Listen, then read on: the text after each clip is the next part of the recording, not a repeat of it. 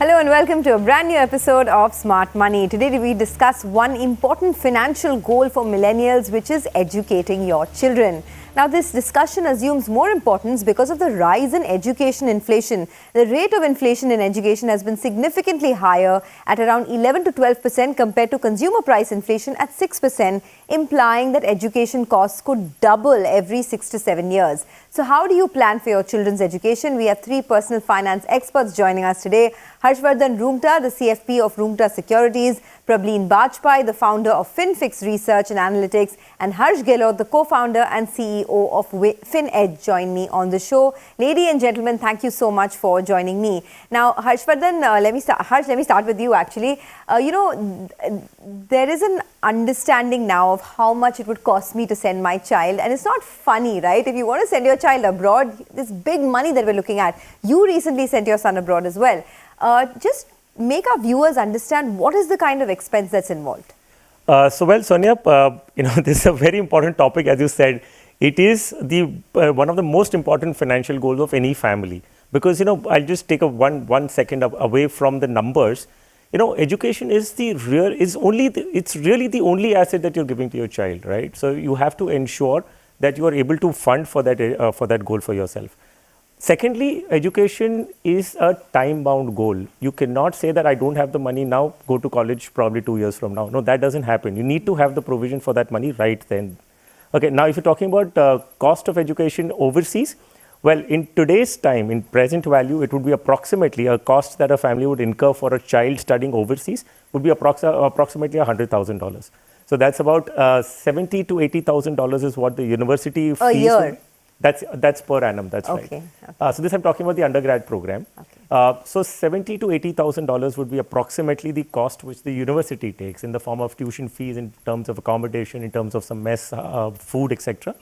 And the balance amount, about $20,000 to $30,000, would be the other expenses that a child would incur, which could be like food, which could be like travel and all other things. So yeah, it's about $100,000 that you would estimate in present value.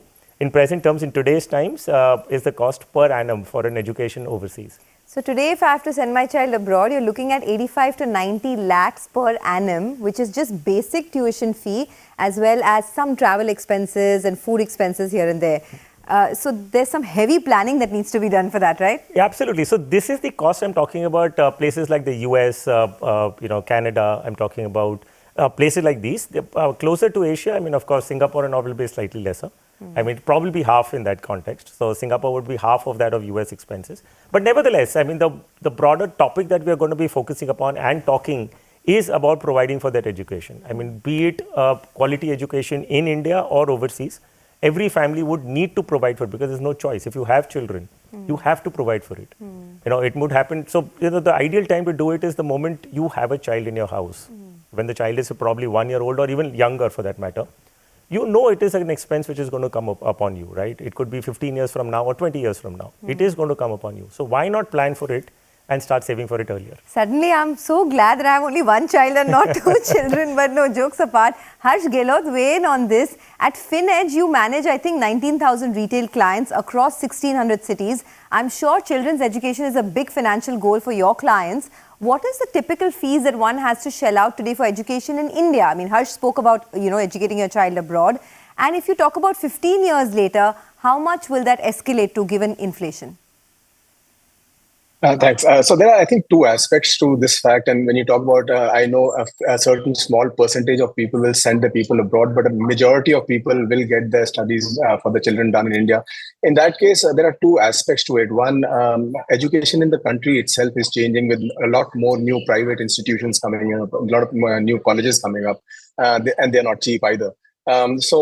Typically, if I was to take an example today, even if somebody is doing an engineering course, approximately about 2.5 lakh rupees a year is what a person pays, which comes to about 10 lakh rupees for the entire course. But once again, the problem here is the cost of inflation. If my kid was really small and 5 years old, and I was planning for 15 years, and I put inflation, a double-digit inflation, into the maths, then this number goes up from 10 lakhs to 54 lakh rupees, and that is what you have to be careful about. As education changes, courses will get more and more specialized within the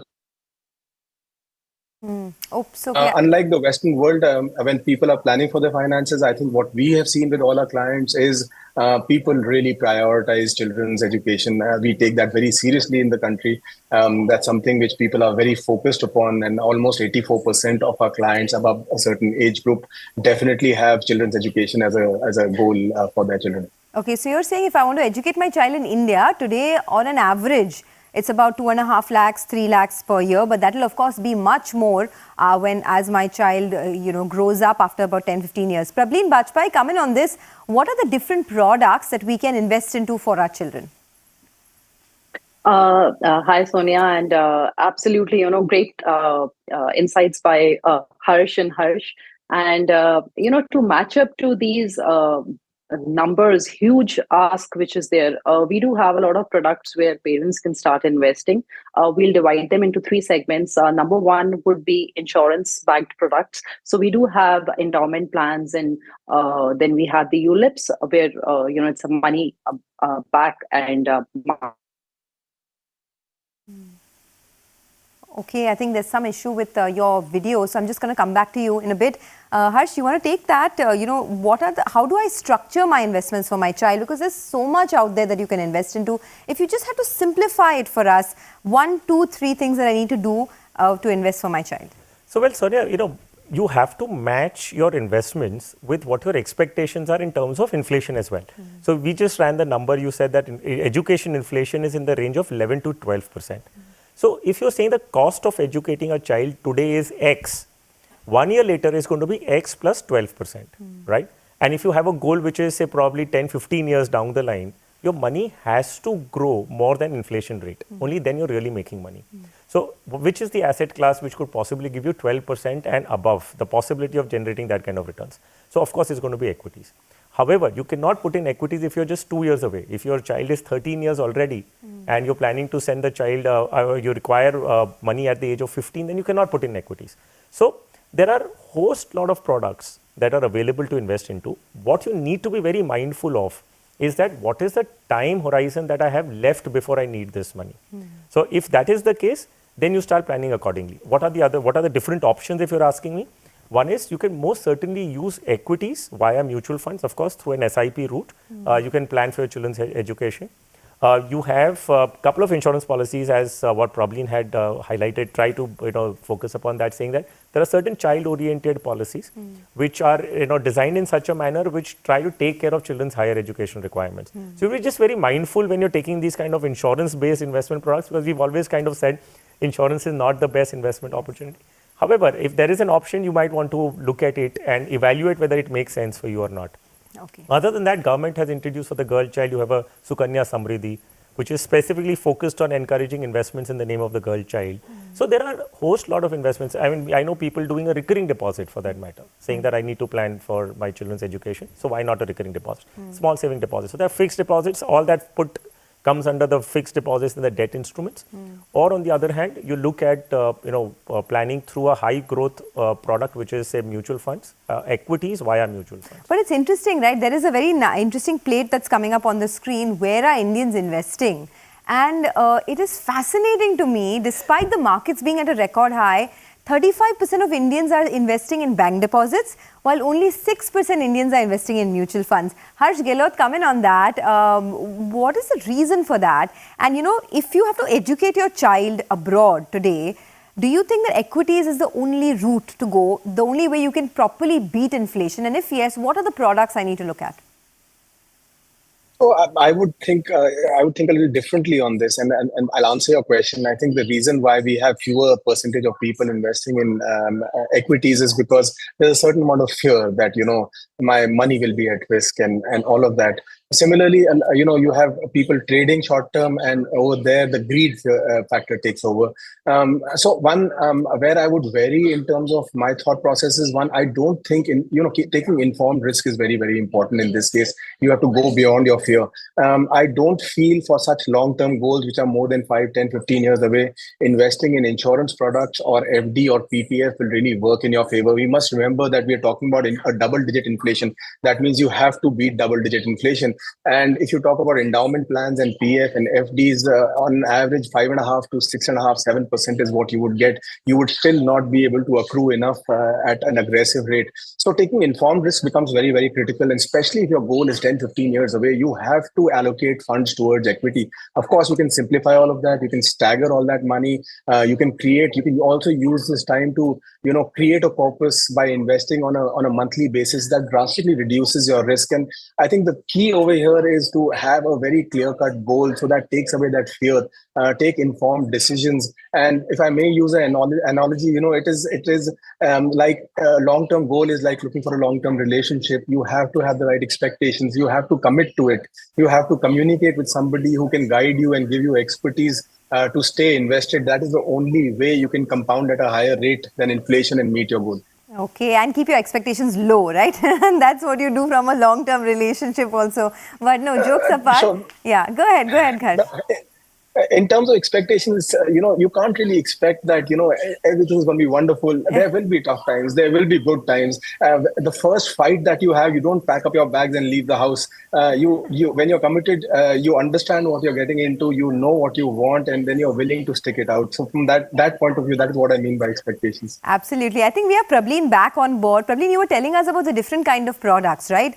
So you talked about ULIPs, but we all know that generally as an investment rule, if you want to be financially prudent, it's better to always keep insurance and investments separate. So take us through what your rationale is and what are the other products that I can look at for my child?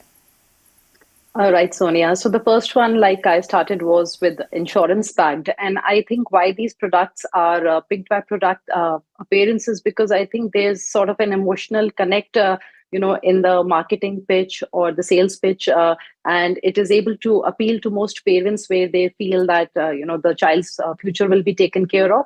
One clear good advantage of these products is if the parent who's insured, something happens to the parents, the premium amount keeps going. But as I think in personal finance, we strongly believe that insurance and investment is something that you shouldn't mix, and I call it the don't drink and drive kind of a combination. So when it comes to risk management, have a term plan which is able to cater to all your child's needs. And I think if you're looking at a market-related product, then mutual funds, it is a leaner, simpler, and a more flexible route. The second, of course, structure is the fixed income, because as Indians, we all love fixed income products. And Public Provident Fund and Sukanya Samriddhi, I think both of them are great products. In 15 years, a PPF can give you about 40 lakhs, and with the Sukanya Samriddhi, because the maturity is actually at 21 years. So at 18 years, the corpus would be about, if you're doing that 1.5 lakhs, the corpus would be somewhere around 55 lakhs. So you can take out about 27 lakhs from there. But Sonia, what happens is that as Indians, we are having limited resources. And if we have to commit to a long-term goal, it's best that we look for something which is most efficient. A market-related product like mutual funds, be it through the solution-oriented funds or through regular mutual funds, which can give you somewhere between 12 to 15%, which is, I think, a realistic assumption. The amount that you're committing for that goal reduces. So, for example, if somebody is wanting that today the cost of education is 30 lakhs, let's say for a 4-year course. After 15 years, the same cost would be about 1.64 crores. And if you're taking a 7% product, you need to invest about 53,000 a month. If you're taking a market-related product like mutual funds, even with just 12% return expectations, the ask for investment drops down to 35,000. And I strongly believe with limited resources, Sonia, if that 18,000 can actually be parked aside, that can actually build another 1 crore in those 18 years. Because children are important. Parents tend to jeopardize their own future, which is their retirement corpus, to cater to the education needs. So I think choosing the right product can really help them reach both the goals, so you don't have to sacrifice your future for your child's future. Absolutely. And there's some really sane advice coming through. We have to take a short commercial break, but don't go anywhere. We'll continue this discussion about how to invest for your children, for their education and future in just moments from now. Stay tuned.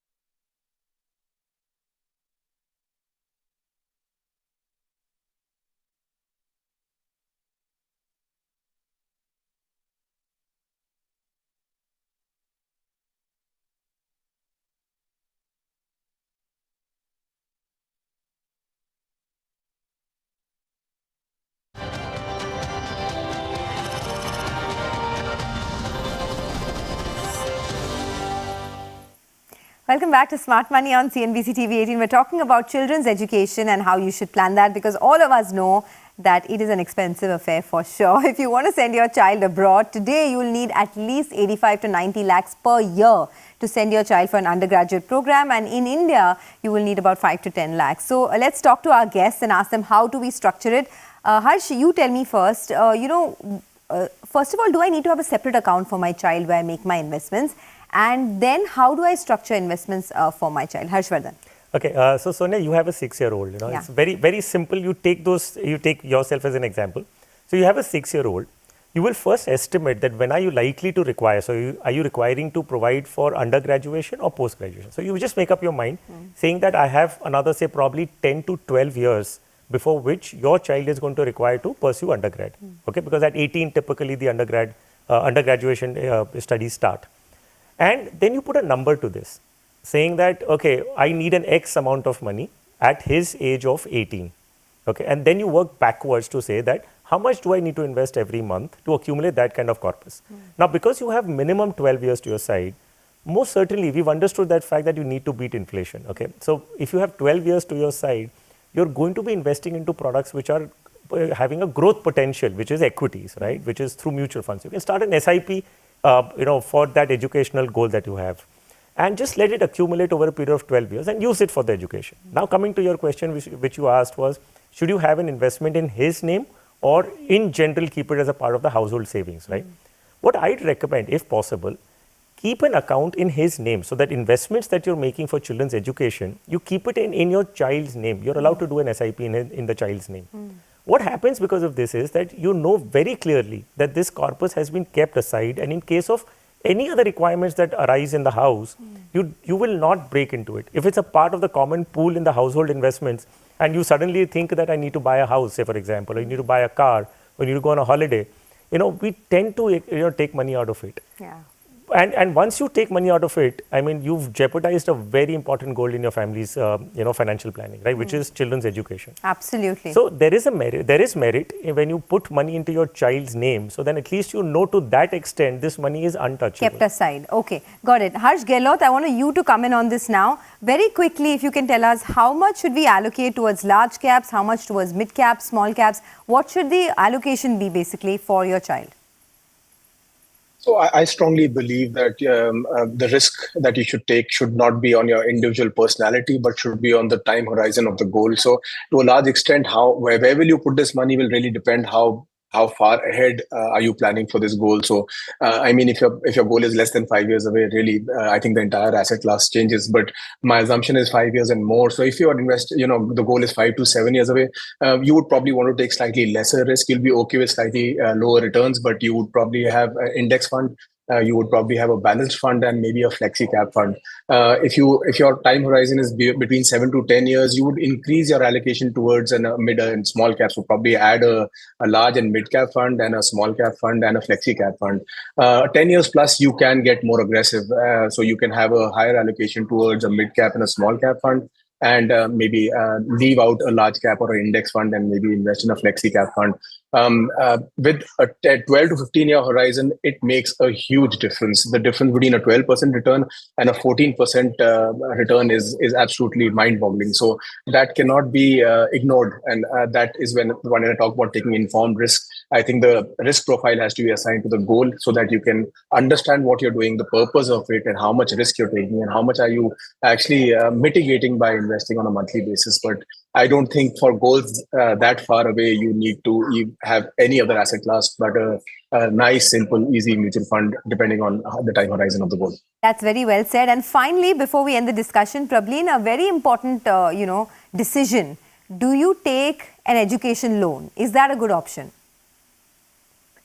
Sonia, the decision would actually depend on the situation that you are in. But for a parent, let's say, who haven't really planned much, and the kid's education is just about 2 or 3 years away.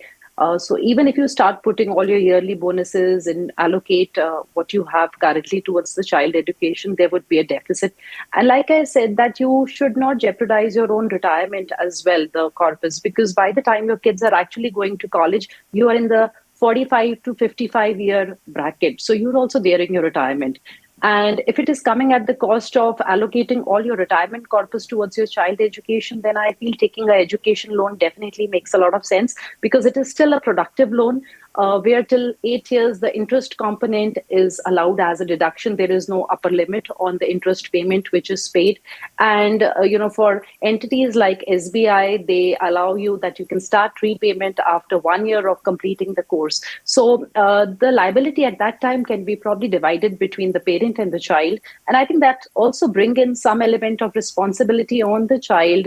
Maybe the child would actually work harder to get a scholarship so that, the education loan burden can be reduced. Okay. So I think it's not a bad idea. Definitely should be thought of. Okay, teaching your children responsibility is a whole different show. It's another 1 hour special that we have to do, right? But for now, we've run out of time. Thank you so much, Harsh and Prableen, for joining me. This is a very, very important part of financial planning. So I thought we must put it out there for our viewers. And thanks a lot for watching Smart Money. Have a great weekend.